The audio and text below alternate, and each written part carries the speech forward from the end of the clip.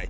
Because you got a bunch of men thinking that they can think like women, be overly emotional, overly aggressive, have someone feel sorry for them, and it's catastrophically bad. And not just for you, but for the people around you, and that'll keep on happening until you choose to be a man the way that God designed you to be a man, so that you know that you have this thing called testosterone, and that is a superpower, and that you need to freaking chill.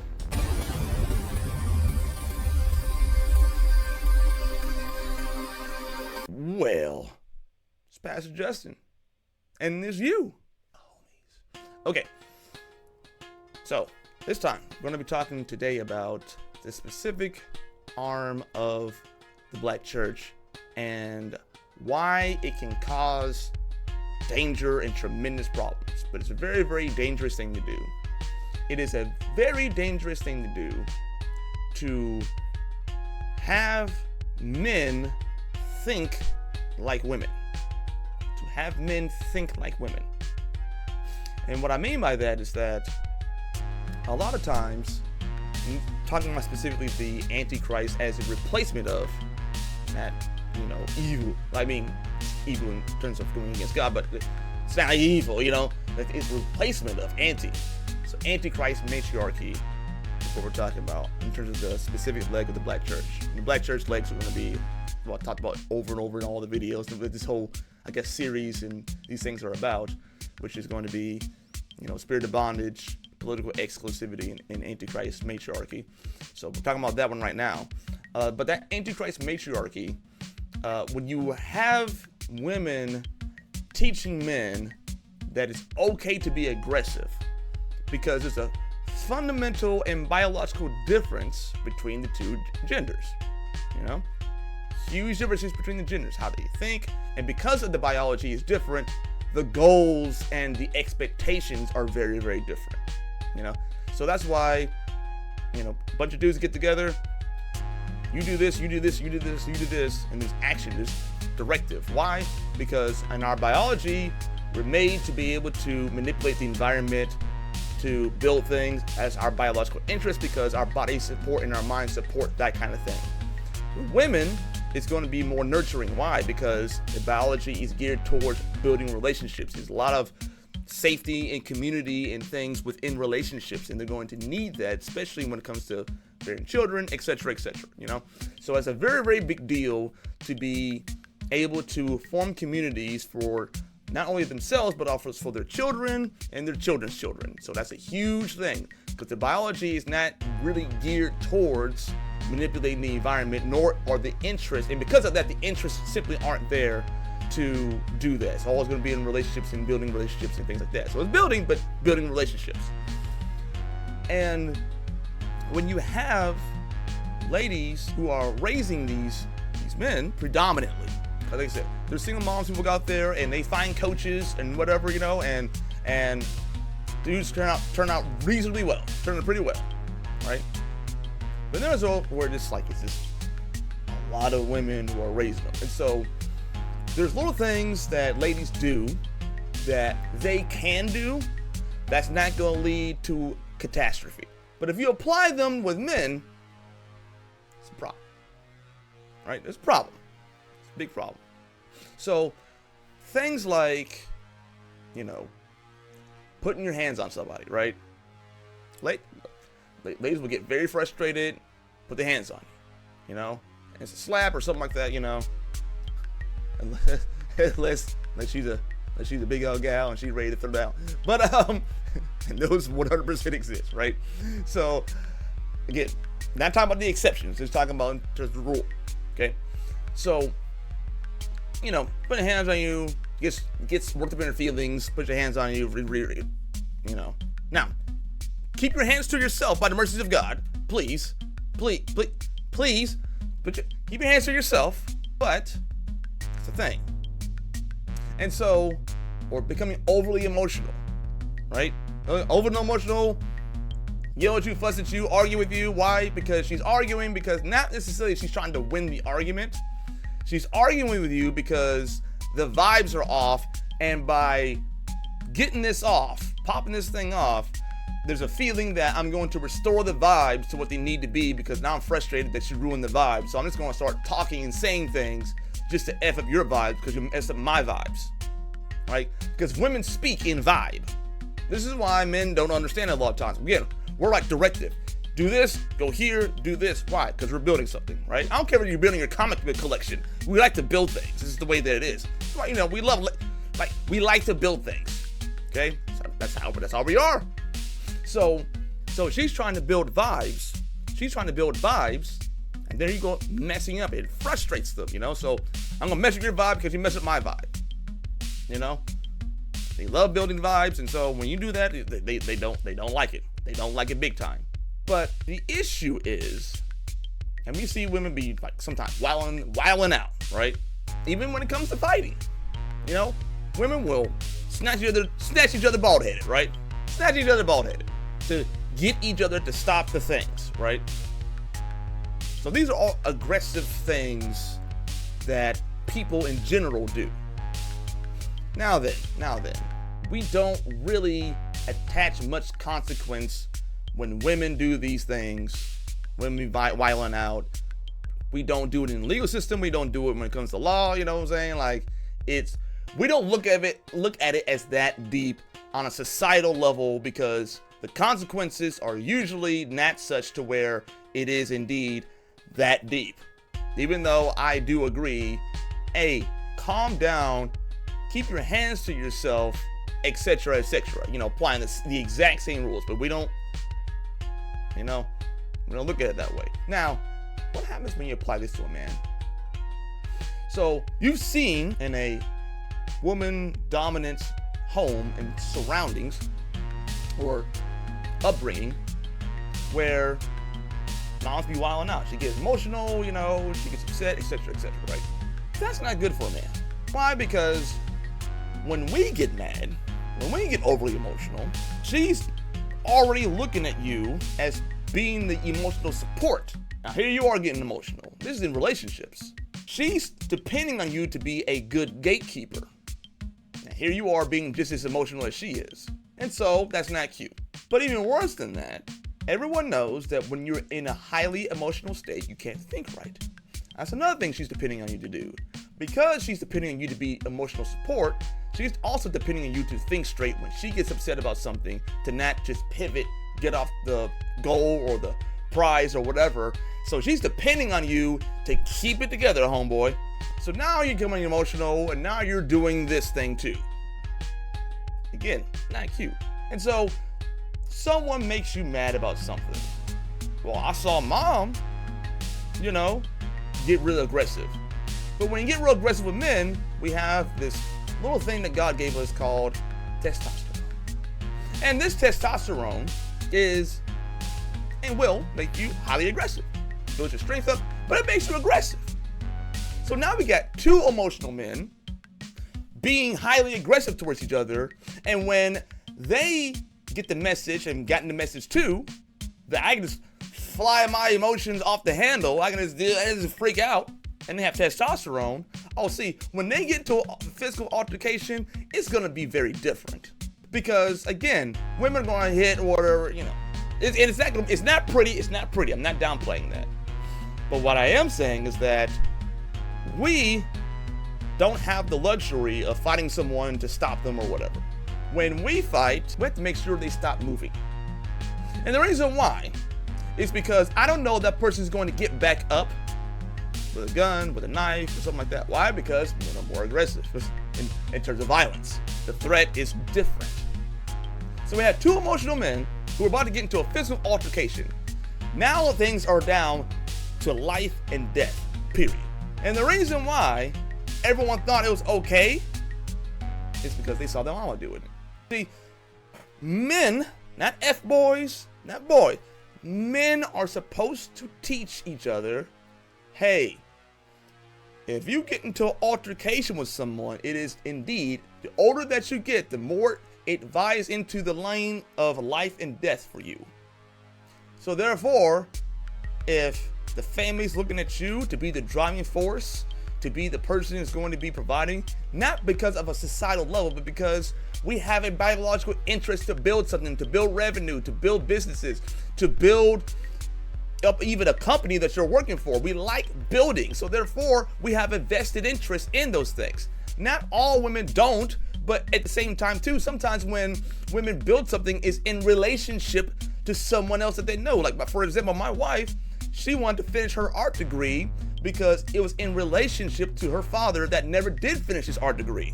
So it's highly relational, and that's fine. God made you that way. I'm not gonna sit there and look at God like, bro, you was tripping. Like, that's silly. That's silly.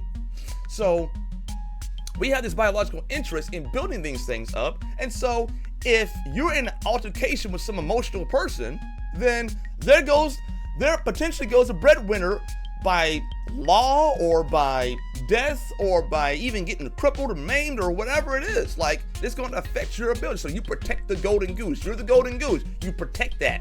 And don't get into squabbles or stupid stuff.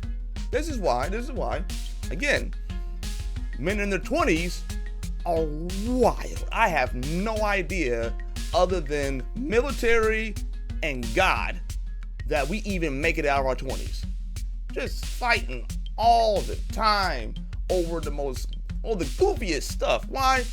Because brains haven't developed yet. We don't have any responsibilities. We don't have anything to lose, right? We don't have anything to lose. And everyone's just overly emotional, you know, hey bro, what the F you say, you disrespect? Like, so when you are raised specifically by this matriarchal system, you think it's okay to do what mama was doing. It's not okay. It's dangerous. It's dangerous to your physical well-being. It's dangerous to the family's well-being, because you hear the rappers talk about all the time, you know, I sprayed out your mama's crib. You see what I'm saying? It's highly dangerous. And then we make music out of these single mother homes, whether it be by actual first lived experience or hearing the stories. But usually this is very, very typical, overly emotional, feminine, in my feelings, crashing out all the time, not realizing that the burden of influence is on the men. Women give you habits, God bless them, but the burden of influence is on the men. This is why women and children want to do everything that we do.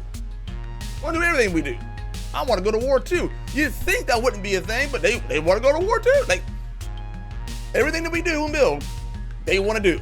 Well, except for someone like the really nasty jobs, like the septic thing. Things like that. I haven't seen too many women be like, hey, sign me up for that. Because again, relationally, it's like, you know, if I smell like turds, you know what I'm saying? It's like, that's not good for relationships. Anyway, so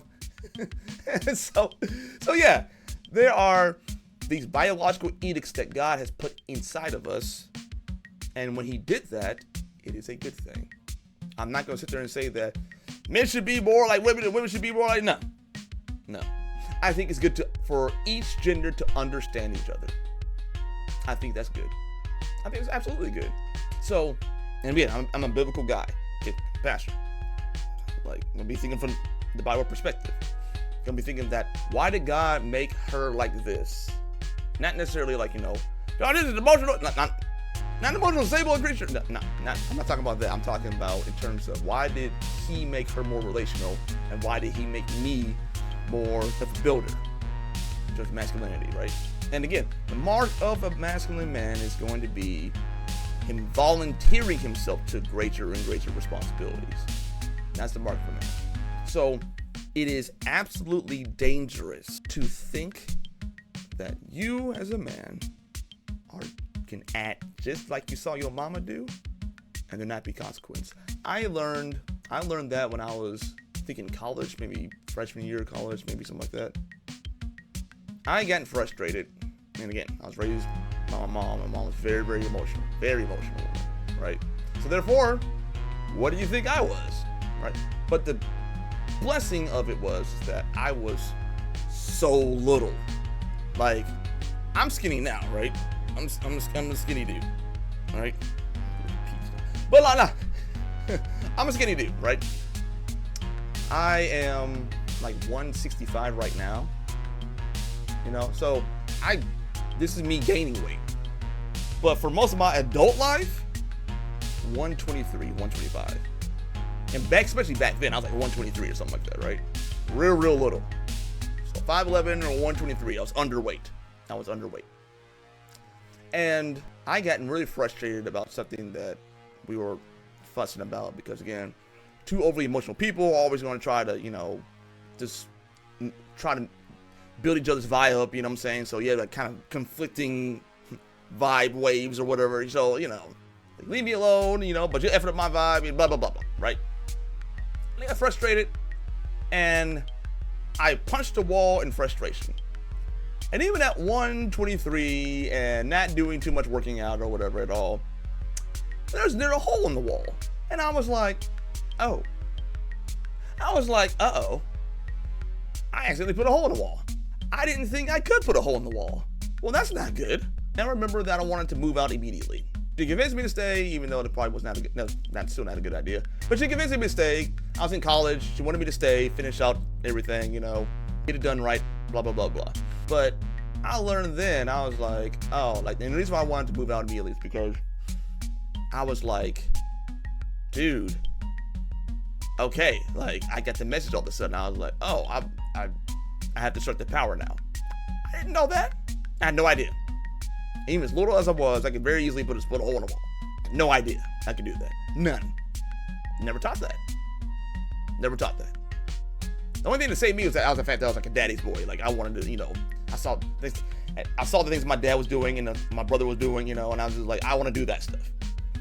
I've always been that way. Seems as a little kid, my mom would dress me up looking cute, right? Look how cute my baby is, relation. Hey, look at this thing. It's very cute, right? So had me these socks and these sweaters, you know what I'm saying? Just pitiful. And so apparently I looked at my mom and I looked at my dad and my brother and I was like, Mom, I want to dress like them, I've always been that way, right? I know, give me that. But had I known, I wish I had known. There are things that happened in my life that were indeed very dangerous. I wish I had known. And so I am asking you to take a look and recognize some of those areas in your life that the Black church has actually influenced you and adjust accordingly. Okay? Because no, you can't, as a man, sit there and think that someone's going to feel sorry for you. Mama can do that. Mama can do that. You are the influencer. So you think that because you saw your mama do this stuff, where she would get off work and then just chill, right? You think that when she's recovering from work and just trying to get the vibes, you know what I'm saying, and chill or cook a little bit or whatever, that applies to you. Or when you come across a hard time where you spent your money on vibes and you don't have the money to go for the rent, that you can do that. You think you can do that if you're just by your mom. That you can just go ahead and just spend money while out or whatever. Spend the money until it's all gone. But the problem is that because you're a man, ain't nobody gonna feel sorry for you. I did a whole video about that. Ain't nobody gonna feel sorry for you as a man. The only person who's gonna feel sorry for you as a man is gonna be your mama. And that's it. That's the only one in this world, maybe even the next world. So I don't even think that God is gonna feel sorry for you. He's like, I didn't design you to sit there and cry and weep. I built you for combat and to subdue the land. I built you for those things. That's what I built you for. But Jesus is the Prince of Peace. After he stains his robes with his enemy's blood. So he made you for these things. And because he made you for those things, why is it that you think that you're going to spend all your money, have someone feel sorry for you, and then they're going to give you some money? You can do it with the church for a little while, but the church is going to be like, get him out of here. And then after that, you're going to do it to the next church, and the next church, and the next church, and the next church. The lady, she can do that almost basically in perpetuity. She ain't got it. Because people are going to feel sorry for her. People are going to feel sorry for her. People are going to feel sorry for mama. If you see her with 2 kids and blah, blah, blah, blah, they're going to feel sorry for her. They're going to try to help her out a little bit. Ain't nobody going to feel sorry for you as a man. You'll be out there on the street dead. Again, dangerous.